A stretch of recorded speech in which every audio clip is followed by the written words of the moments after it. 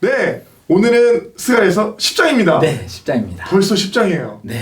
와, 이제 11, 12, 13, 14. 네. 4장 남았네요. 네. 네, 스가랴서 뒷부분으로 갈수록 상징이나 예언으로 해석될 부분이 많아 어렵게 느껴져요. 네, 그렇습니다. 그렇지만 네. 저희 또 함께 공부한 것 나눔을 통해서 성도님들이 적극적으로 또 도움 받으셨으면 좋겠네요. 네. 네, 오늘 또 10장 말씀 함께 보도록 하겠습니다. 오늘 본문은 스가랴서가 쓰인 당대에서 멀지 않은 시점에 대한 예언에서부터 네. 그리고 메시아이신 예수님의 초림과 재림에 관한 예언으로 해석될 여지가 있는 부분까지 그 내용이 굉장히 중첩적으로 이루어져 있어요. 네, 그렇습니다.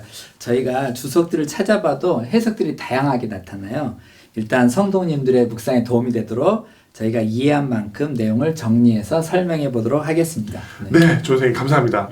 1절에 봄비가 나오잖아요. 네. 봄비가 올 때 여호와께 비를 구하라는 내용으로 시작하는데 여기서의 비는 축복을 상징하는 것으로 이해하면 되겠죠? 네, 그렇겠죠.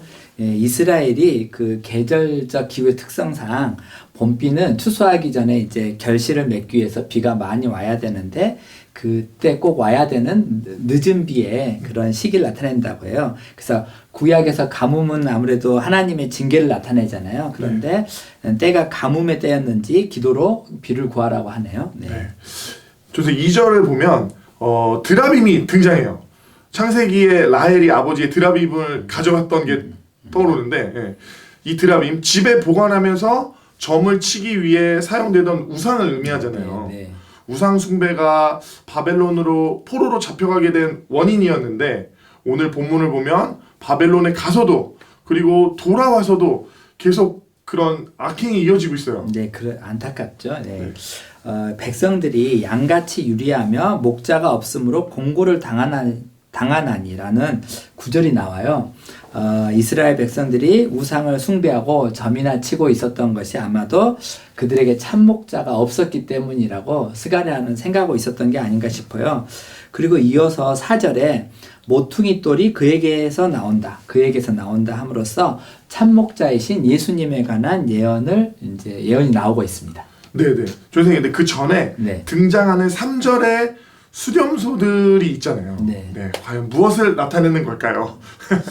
그러게요. 네. 당시에 이스라엘 백성들을 진실되게 목양하지 않았던 악한 목자들을 의미하는 것 같기도 하고 네. 그리고 또 이스라엘 백성들을 학대하고 그들에게 해를 끼쳤던 관리들을 지칭한다는 해석도 있어요. 네, 찾아보니 그렇더라고요. 예. 그래서 이제 이어서 만군의 여호와가 유다 족속을 돌보아 그들을 전쟁의 준마와 같게 하리니라는 대목이 나오는데요. 그러니까 이제 이 부분을 당시의 역사적 맥락에 맞춰서 이제 생각을 해보자면 9장에서도 나왔었는데요. BC 2세기경 마카비 시대의 승리한 것으로 이해하기도 합니다. 알렉산더 제국 후예인 셀루쿠스 왕조에 대해서 이제 마카비를 필두로 한 사람들이 독립전쟁을 펼치고 또 성전도 정결케 하고 결국에는 정치적으로 완전한 독립을 쟁취했던 사건 말이죠. 최근에 목사님께서 다니엘서와 계시록을 강해해 주시면서 성경의 묵시 문학을 이해할 때 1차적으로는 당대의 역사적 맥락에 적용해 봐야 한다고 하셔서 저희도 한번 그렇게 해봤습니다. 네. 네. 그런데 이 예언의 보다 궁극적인 성취라고 할까요? 그런 것은 후반부 8절에서 12절까지 나와 있는 대로 그리스도 예수로 말미암은 인류의 구속사 또 복음으로 인한 세상의 구원과 정복으로 이해될 수 있지 않을까 싶어요. 그리고 근데 이제 물론 이 후반부도 우선적으로는 이스라엘 백성의 구원과 회복에 초점이 맞춰져 있기는 해요. 네네네. 저는 6절과 7절에 네. 이스라엘 남쪽을 의미하는 유다 족속이 견고해지며 그리고 북쪽 이스라엘인 요셉 족속이 구원될 것이다. 그리고 에브라임이 용사같이 즐거워하고 기뻐할 것이다 라고 선포되어 있어요. 그러면서 그들은 내가 내버린 일이 없었음 같이 되리라 와 같은 엄청난 약속의 말씀이 선포되어 있고요. 네, 아멘. 그런데 8절에 휘파람을 불어 그들을 모은다. 네. 무슨 뜻이죠? 그러게요. 그러니까 일단 목자하고 양의 관계에다 맞춰서 이해를 보면 양들이 이제 눈은 어둡지만 귀가 밝잖아요. 그런데 네네. 이제 양들이 목자의 휘바람 소리를 잘 듣고 왔다 이렇게 생각해 볼 수 있을 것 같아요. 1차적으로는. 근데 제가 좀 더 개인적으로 봤을 때는 우리가 예배 때 그 쇼파르를 부는 때가 있잖아요. 네네. 쇼파를 불어서 더 생동감 있고 그런 공격적인 그런 느낌이 나올 때가 있는데 그런 이미지가 떠올랐어요. 그래서 9절에 이제 내가 그들을 여러 백성 가운데 흩으려니와 그런 구절이 있는데요. 네네. 이 구절도 심판과 처벌의 느낌을 표현하는 것으로 이해돼서는 안 될 것 같아요. 영어 성경하고 세번역 등 다른 판본을 봐도 다 뭐라고 되어 있냐면요. 씨를 뿌리듯이 흩는다 되어 있어요. 그러니까 씨를 뿌리는 거죠. 그러니까 마치 사도행전 8장에 이제 예루살렘 교회가 박해를 받아서 많은 사람들이 유대와 사마리아 땅으로 흩어지잖아요. 근데 그 결과 또 복음의 씨앗이 뿌려졌고 또 그로 인한 추수도 지금 이렇게 맛보고 있는 건데요. 그런 의미로 이해될 수 있을 것 같고요. 또 이후장에서도 보면요. 사도행전요. 이후장에서도 보면 각처에 흩어져 있던 유대인들이 자신들의 회당에서 사도들의 설교를 듣고 돌아오잖아요. 그래서 네네. 이제 여러 백성들 가운데 흩은다는 건 씨를 뿌리듯이 흩은다 이렇게 이해될 수 있을 것 같습니다. 네네.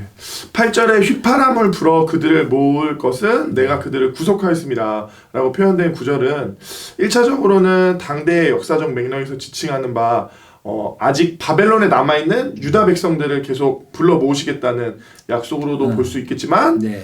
궁극적으로는 네. 마지막 때 영원 구원의 역사와 추수를 향한 전쟁을 가리키는 것으로도 저희가 생각할 수 있겠네요. 네, 그런 것 같습니다. 네네. 네.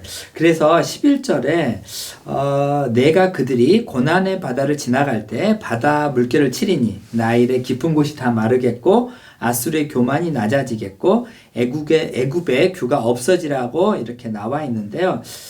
이 구절은 이제 출애굽할 때 우리가 홍해를 지나던 때 하고 또 아수르로부터 이스라엘 백성들이 돌아오는 그런 것을 상기시키기도 하지만 또 이후 이스라엘 백성을 향한 약속으로도 그리고 우리를 향한 말씀으로도 읽혀지네요. 네, 그렇습니다. 네. 그리고 이제 또 참고로 여기에 애굽의 규라는 건 아마 이전에 다른 묵상에서도 전도사님들이 좀 설명해 주셨는데 왕이 지니던 홀 혹은 그 권위를 상징하는 봉을 의미하잖아요. 그래서 이제 여기서 애굽의 규가 없어진다라는 거 모든 높아진 것들과 교만이 무너져 내린다는 의미겠지요. 아멘. 맞습니다. 12절의 말씀대로 우리가 여호와를 의지할 때 견고하게 되며 또 우리가 여호와의 이름으로 행할 때만 능력이 있음을 저희가 알고 있습니다. 네. 사랑하는 성도님들, 오늘 하루도 말씀 가운데 순종하고 그리고 또 그 말씀으로 영양식을 드시는 하루가 되시기를 축복합니다. 아멘. 아멘.